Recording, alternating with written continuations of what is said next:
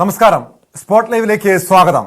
ബലാത്സംഗ കേസിൽ നടൻ സിദ്ദിഖ് അന്വേഷണ സംഘത്തിന് മുന്നിൽ ഹാജരായേക്കുമെന്ന വിവരങ്ങൾ വരുന്നുണ്ട്. സുപ്രീം കോടതി ഇടക്കാല ജാമ്യം അനുവദിച്ചതിന് പിന്നാലെ കഴിഞ്ഞ ദിവസം സിദ്ദിഖ് കൊച്ചിയിൽ അഭിഭാഷകനുമായി കൂടിക്കാഴ്ച നടത്തിയിരുന്നു. അഡ്വക്കേറ്റ് ബി രാമൻപിള്ളയുടെ എറണാകുളത്തെ ഓഫീസിലെത്തിയാണ് സിദ്ദിഖ് കൂടിക്കാഴ്ച നടത്തിയത്. സിദ്ദിഖിനെ 2 ആഴ്ചയ്ക്കുള്ളിൽ അറസ്റ്റ് ചെയ്യണോ എന്നതിൽ ഡയറക്ടർ ജനറൽ ഓഫ് പ്രോസിക്യൂഷൻസ് ഓഫീസിനോട് പോലീസ് നിയമോപദേശം തേടിയിട്ടുണ്ട്. വിശദാംശങ്ങളുമായി കൊച്ചിയിൽ നിന്ന് ആജ്ഞ രവീന്ദ്രൻ ചേരുന്നു. ആജ്ഞ, കഴിഞ്ഞ ദിവസം സുപ്രീം കോടതി ജാമ്യം അനുവദിച്ചതിന് പിന്നാലെ, ഇടക്കാല ജാമ്യം അനുവദിച്ചതിന് പിന്നാലെ ഇന്നലെ നടൻ സിദ്ദിഖ് അഡ്വക്കേറ്റ് ബി രാമൻപിള്ളയുടെ ഓഫീസിലെത്തിയിരുന്നു. മകനൊപ്പമാണ് ഇത് എത്തിയത്. അതിനുശേഷം 1 മണിക്കൂറോളം കൂടിക്കാഴ്ച നടത്തുന്നു. ഈ അന്വേഷണ സംഘത്തിന് മുന്നിൽ ഹാജരാകണമോ എന്ന കാര്യമാണ് പ്രധാനമായും തേടിയത്. ഇക്കാര്യത്തിൽ അന്വേഷണ സംഘവും, അതായത് ഈ പ്രത്യേക അന്വേഷണ സംഘവും നിയമോപദേശം തേടുന്നുണ്ട്. സിദ്ദിഖിനെ ഈ 2 ആഴ്ചയ്ക്കുള്ളിൽ അറസ്റ്റ് ചെയ്യണമോ എന്ന കാര്യത്തിൽ. കാരണം 2 ആഴ്ചയ്ക്കുള്ളിൽ ഇനി കേസ് പരിഗണിക്കുമ്പോൾ ആ 2 ആഴ്ച വരെ അറസ്റ്റ് ചെയ്യരുതെന്നാണ് സുപ്രീം കോടതിയുടെ നിർദ്ദേശമുള്ളത്. അതിനു മുൻപ് സിദ്ദിഖിനെ ചോദ്യം ചെയ്യാൻ വിളിപ്പിക്കുകയും പിന്നീട് അറസ്റ്റ് ഉൾപ്പെടെയുള്ള കാര്യങ്ങളിലേക്ക് നീങ്ങുകയോ ചെയ്താൽ അത് മറ്റേതെങ്കിലും രീതിയിലുള്ള നിയമ തടസ്സങ്ങൾ ഉണ്ടാകുമോ എന്ന കാര്യമാണ് പോലീസ് പ്രധാനമായും പരിശോധിക്കുന്നത്. അതോടൊപ്പം സിദ്ദിഖിനെ സംബന്ധിച്ച് അന്വേഷണത്തോട് സഹകരിക്കുന്നുണ്ട് എന്ന് സ്ഥാപിക്കേണ്ടി വരും. പ്രത്യേകിച്ചും 2 ആഴ്ചയ്ക്ക് ശേഷം ഈ കേസ് സുപ്രീം കോടതി പരിഗണിക്കുമ്പോൾ അന്ന് താൻ അന്വേഷണത്തോട് പൂർണ്ണമായി സഹകരിച്ചു. അതുകൊണ്ട് തന്നെ അത്തരമൊരു നീക്കം സിദ്ദിഖിന്റെ ഭാഗത്തു നിന്ന് ഉണ്ടാകുമെന്ന് തന്നെ പ്രതീക്ഷിക്കാം, അല്ലേ ആജ്ഞ? പ്രത്യേകിച്ചും ഈ അന്വേഷണ സംഘത്തിന് മുന്നിൽ ഒരു നോട്ടീസ് നൽകാതെ തന്നെ സിദ്ദിഖ് ഹാജരാകാനാണോ തീരുമാനം?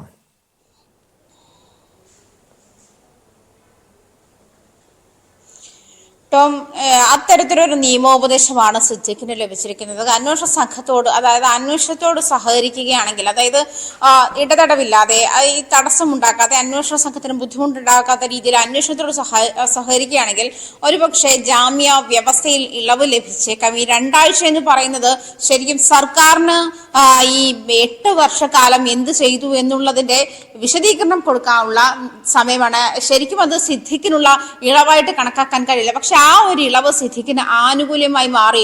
അതുവരെ ഇടക്കാല സംരക്ഷണം എന്നാണ് കോടതി ഉപയോഗിച്ച വാക്ക്. ഇടക്കാല സംരക്ഷണം നൽകുകയാണ് സിദ്ദിഖിന് ചെയ്തത്. അതായത് ഈ 2 ആഴ്ചയ്ക്കുള്ളിൽ ഈ ഒരു കൃത്യത, അതായത് അത് കൃത്യമായി കോടതിയെ ബോധിപ്പിക്കുക വേണം. അതായത് എന്തുകൊണ്ട് 8 വർഷത്തിനുള്ളിൽ നടപടിയെടുത്തില്ല, 8 വർഷം കൊണ്ട് എന്താണ് ഇതിൽ സർക്കാർ ചെയ്തത് എന്നുള്ള കാര്യം കോടതിക്ക് ബോധ്യമാകുന്ന സമയത്തിന് വേണ്ടിയിട്ടാണ് ഈ 2 ആഴ്ച നൽകിയിരിക്കുന്നത്, 14 ദിവസം നൽകിയിരിക്കുന്നതെന്നാണ് മനസ്സിലാക്കുന്നത്. അതുകൊണ്ട് തന്നെ ഇത് സിദ്ദിഖിന് നൽകിയിരിക്കുന്ന, അല്ലെങ്കിൽ സിദ്ദിഖ് ചെയ്ത, അല്ലെങ്കിൽ സിദ്ദിഖിനെ മേൽ ആരോപിക്കപ്പെട്ട ക്രിമിനൽ കുറ്റത്തിന് ഉള്ള അതിന് നടപടികൾ വളരെ കടുത്തതായി നിൽക്കുന്ന സാഹചര്യത്തിൽ ഈ മുൻകൂർ ജാമ്യ വ്യവസ്ഥയിൽ ഇളവ് വരുത്തുക, അതല്ലെങ്കിൽ മുൻകൂർ ജാമ്യത്തിൽ ഇളവ് വരുത്തുക എന്നുള്ളത് സിദ്ദിഖിന്റെ ആവശ്യമാണ്. അതുകൊണ്ട് തന്നെ നിരന്തരം നിയമോപദേശം തേടുന്ന ഒരു സാഹചര്യത്തിലേക്കാണ് സിദ്ദിഖ് കടന്നിരിക്കുന്നത് എന്നാണ് മനസ്സിലാക്കാൻ കഴിയുന്നത്.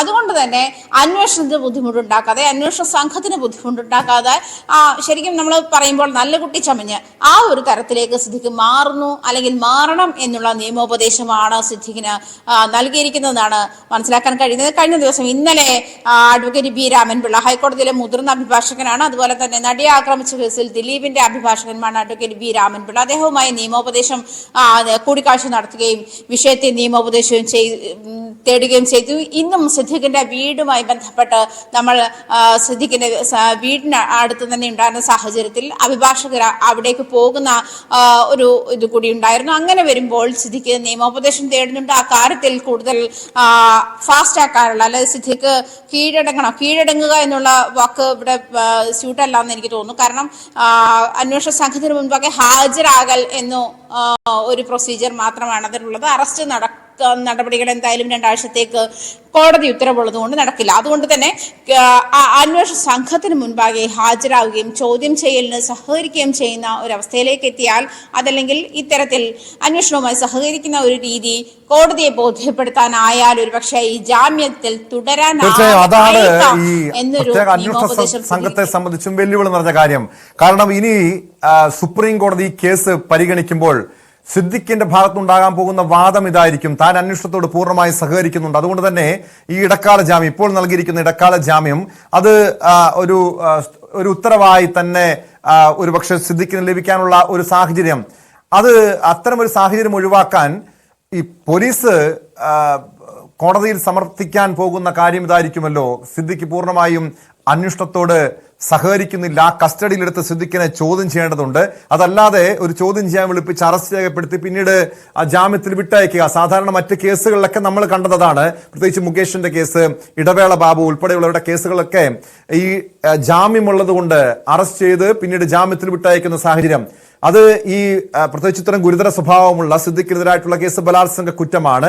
ഇത്തരം കേസുകളിൽ ഒരു നീതിപൂർവമായ ഒരു അന്വേഷണം നടക്കാൻ പോലും സാധ്യത കുറവല്ലേ ആജ്ഞ?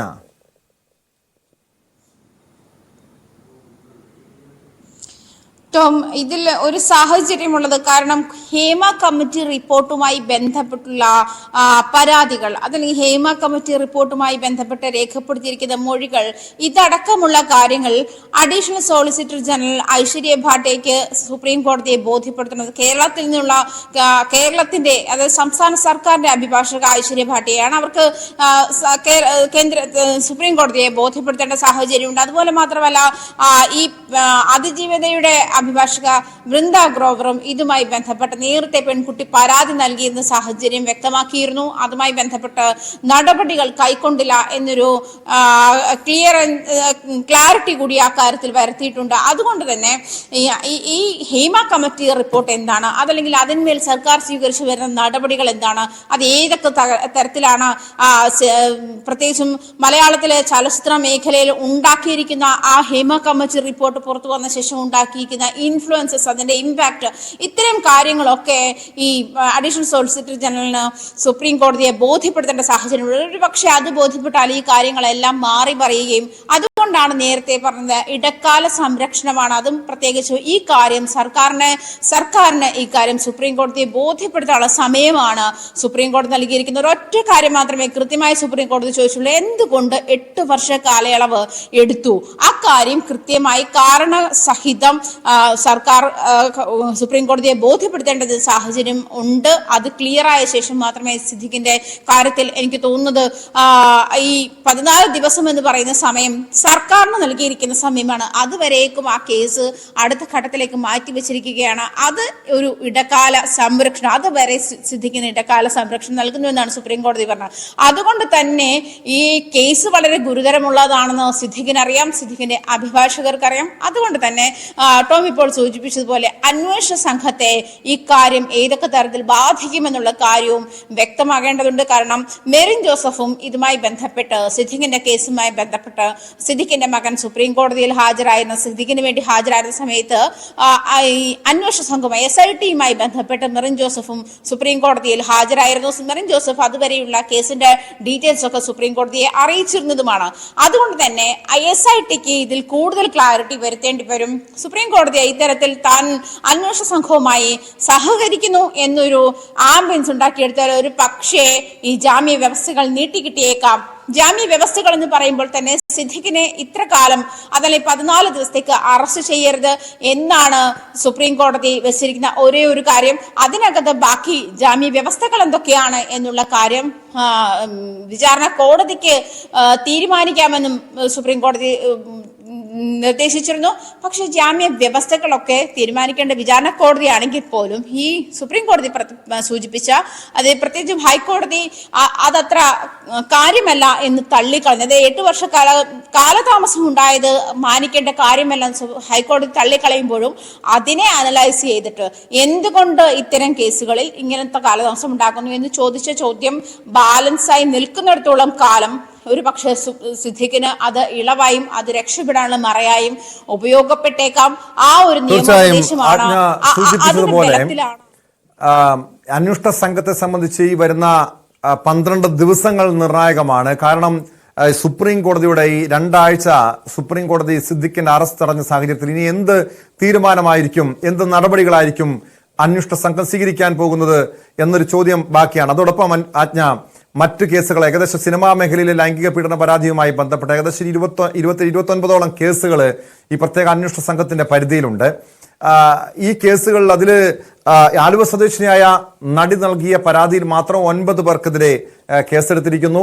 അതിൽ മുകേഷിന്റെ അറസ്റ്റ് രേഖപ്പെടുത്തി ജാമ്യത്തിൽ വിട്ടയച്ചു, ഇടവേള ബാബുവിനെ ജാമ്യത്തിൽ വിട്ടയച്ചു, കഴിഞ്ഞ ദിവസം അഡ്വക്കേറ്റ് VS ചന്ദ്രശേഖരനെ ചോദ്യം ചെയ്ത് വിട്ടയച്ചിരുന്നു. മറ്റ് കേസുകളിലൊക്കെ സിനിമാ മേഖലയിലെ ലൈംഗിക പീഡന കേസുകളുമായി ബന്ധപ്പെട്ട് മറ്റ് പരാതികളിലൊക്കെ എന്ത് നടപടിയാണ് ഈ പ്രത്യേക അന്വേഷണ സംഘം ഇതുവരെയും സ്വീകരിച്ചിരിക്കുന്നത്?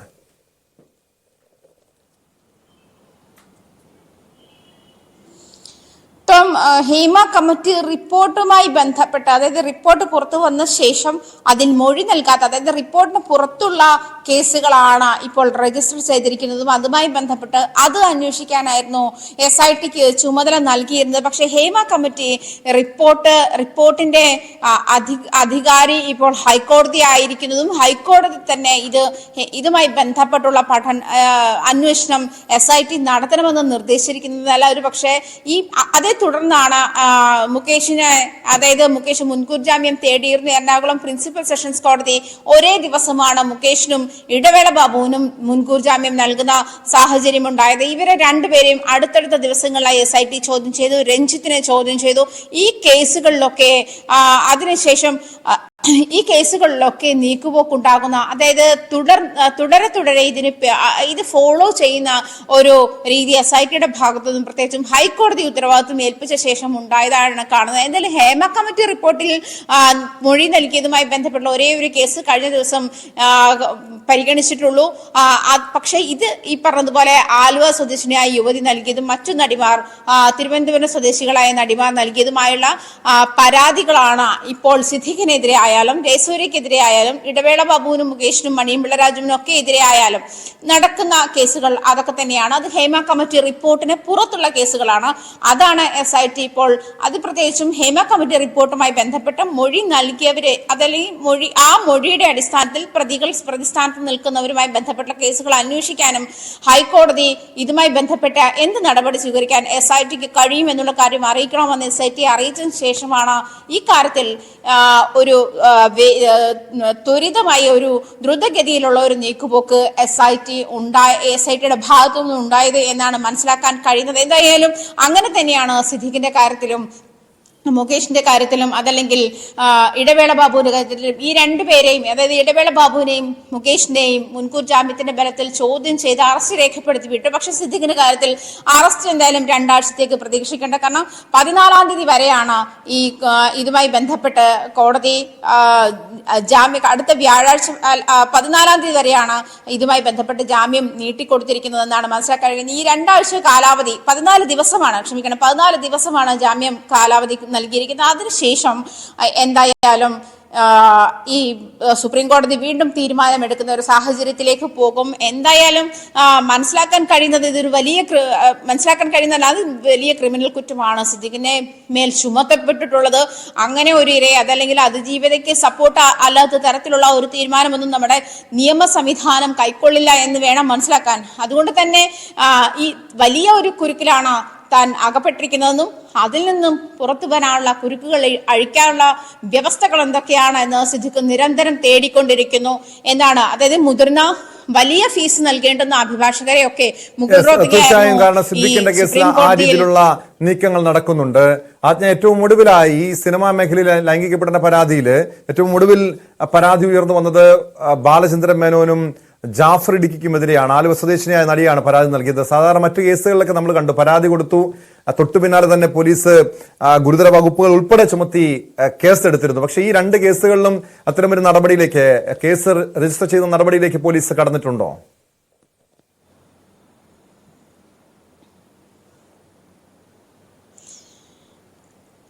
ബാലചന്ദ്ര മേനോനെതിരെയുള്ള പരാതിയിൽ, അതായത് താനൊരു ഇത്തരത്തിൽ അത് ഭീഷണിപ്പെടുത്തിയിരുന്നു, ബാലചന്ദ്ര മേനോനെ നടി ഭീഷണിപ്പെടുത്തിയിരുന്നു ഒരു അഭിമുഖത്തിൽ. അതിനുശേഷം തുടർന്ന് ഒരു അഭിമുഖത്തിൽ ഇവര് ബാലചന്ദ്ര മേനോനുമായി ബന്ധപ്പെട്ടുള്ള പരാതി അല്ലെങ്കിൽ ആരോപണം ഉന്നയിക്കുകയും അതിന് തുടർന്ന് ഈ ബാലചന്ദ്ര മേനോൻ അത് സംപ്രേഷണം ചെയ്ത യൂട്യൂബർക്കെതിരെ പരാതി നൽകുകയും അയാൾക്കെതിരെ നടപടിയെടുക്കുകയും ചെയ്ത സാഹചര്യമാണ് ഉണ്ടായത്. പക്ഷേ നടി പരാതി നൽകിയിട്ടുണ്ട്, ബാലചന്ദ്ര മേനോനെതിരെ കഴിഞ്ഞ ദിവസം പരാതി നൽകിയിട്ടുണ്ട്.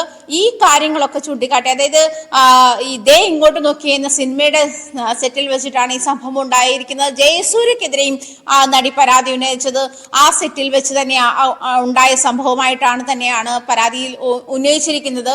ദേ ഇങ്ങോട്ട് നോക്കി എന്ന സിനിമയുടെ പരാതി സെറ്റിലേക്ക് തന്നെ വിളിച്ചു വരുത്തുന്നു. താൻ ദുബായിൽ ആ സമയത്ത് ജോലി ചെയ്യുകയായിരുന്നു. ആ സമയത്ത് വിളിച്ചു വരുത്തുകയും ഇവിടെ തന്നോട് കഥ പറയാനെന്നുള്ള രീതിയിൽ ഹോട്ടൽ മുറിയിലേക്ക് വിളിക്കുകയും ചെയ്തു. അവിടെ വെച്ച് മറ്റൊരു സ്ത്രീയെ വിവസ്ത്രയാക്കുന്നത് കണ്ടുകൊണ്ടാണ് താൻ ചെല്ലുന്നത് എന്നുള്ളതും, പിന്നീട് 3-4 ആളുകൾ ഇരിക്കുമ്പോൾ തന്നെ മുറിയിലേക്ക് വിളിച്ചിട്ട് അടുത്ത ദിവസം ഇത്തരത്തിൽ ലൈംഗിക ബന്ധത്തിന് നിർബന്ധിച്ചു, ലൈംഗിക അതിക്രമ ശ്രമം ഉണ്ടായി, അതിക്രമത്തിന് ശ്രമിച്ചു എന്നാണ് നടി പരാതി നൽകിയിരിക്കുന്നത്. ഇതേ കാര്യം മറ്റൊരു അഭിമുഖത്തിൽ ഇവർ പറഞ്ഞതായും അത് തന്നെ അപഹാസ്യപ്പെടുത്തുന്ന സമൂഹത്തിന് മുൻപിൽ തന്നെ സോഷ്യൽ മീഡിയകളിലൂടെയൊക്കെ അപഹാസിക്കുന്ന തരത്തിലേക്ക് മാറി.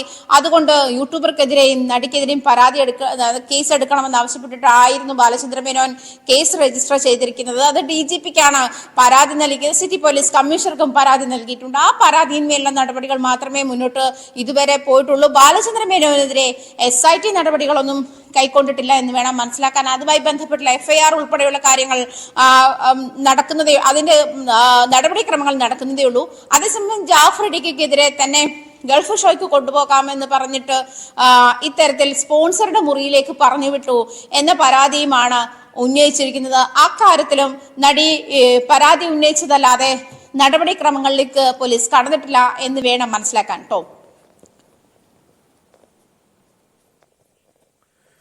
വ്യക്തമാണ്. ആജ്ഞ രവീന്ദ്രനാണ് കൊച്ചിയിൽ നിന്ന് വിവരങ്ങൾ നൽകിയത്. ബലാത്സംഗ കേസിൽ സുപ്രീം കോടതി ജാമ്യം അനുവദിച്ചതിന് പിന്നാലെ നടൻ സിദ്ദിഖിയെ അന്വേഷണ സംഘത്തിന് മുന്നിൽ ഹാജരാകാനുള്ള നീക്കങ്ങൾ തുടങ്ങിയിട്ടുണ്ട്. എന്നാൽ പ്രത്യേക അന്വേഷണ സംഘം ഈ വിഷയത്തിൽ, ഈ കേസിൽ എന്ത് നടപടി സ്വീകരിക്കും എന്നുള്ളതാണ് ഉയർന്നു വരുന്ന ചോദ്യം. കാരണം 2 ആഴ്ച സിദ്ദിഖിനെ സംബന്ധിച്ച് സിദ്ദിഖിനെ അറസ്റ്റ് ചെയ്യരുത് എന്ന് സുപ്രീം കോടതിയുടെ നിർദ്ദേശമുണ്ട്. അതിനു മുൻപ് സിദ്ദിഖിനെ അന്വേഷണ സംഘം ചോദ്യം ചെയ്യുമോ, അറസ്റ്റ് രേഖപ്പെടുത്തുമോ തുടങ്ങിയ കാര്യങ്ങളിൽ പോലീസും നിയമോപദേശം തേടിയിരിക്കുകയാണ്.